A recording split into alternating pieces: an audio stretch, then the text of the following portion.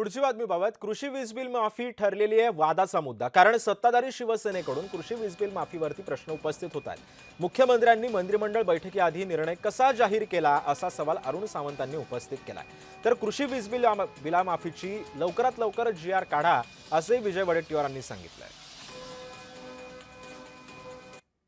7.5 horse power पर्यंत आता तुम्हाला बिल येत नाही, पण तुमच्या प्रत्येकाच्या नावाने जुनं बिल आहे।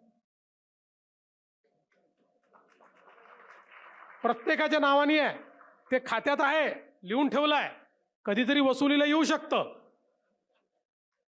आणि कुठलंही दुसरं कनेक्शन घ्यायचं झालं तर तो लाईनमन चेक करतो, तुमच्यावर तर आहे जुनं बिल, मिळत नाही तुम्हाला।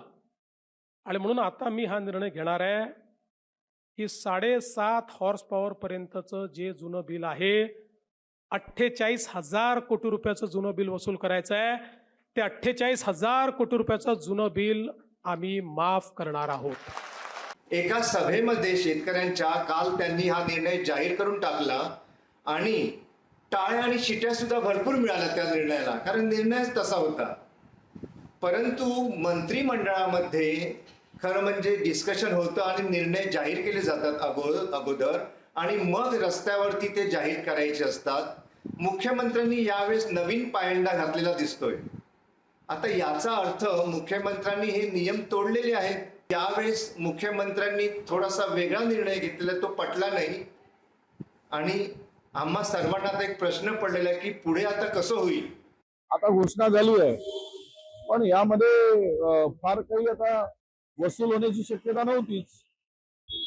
हे सगळे पैसे जे काही थकबाकी होती ती तशी शक्य नव्हतं की वसूल होणं शक्य नव्हतं।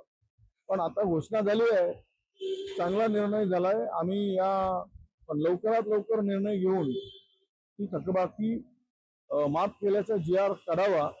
मुख्यमंत्र्यांनी काल घोषणा केली, निर्णय चांगला आहे, त्याचं नक्कीच स्वागत आहे।